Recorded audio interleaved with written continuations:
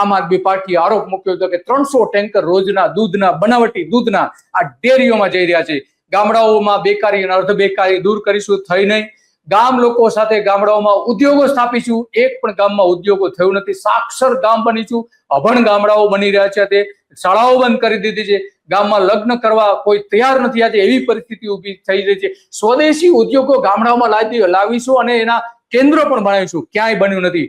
અઠવાડિયે સરપંચ દિવસ મનાવીશું એવી વાત કરી હતી, પણ સરપંચ દિવસ તો ઠીક છે, સરપંચોને પરેશાન કરવામાં આવી રહ્યા છે.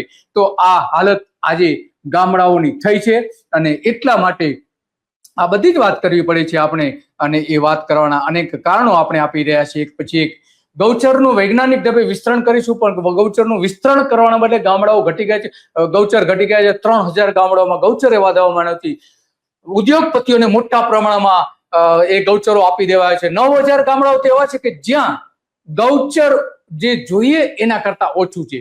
તો બાકી શું રહ્યું?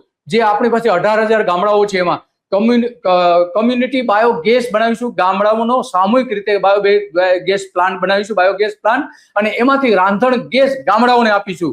બિલકુલ થયું નહીં.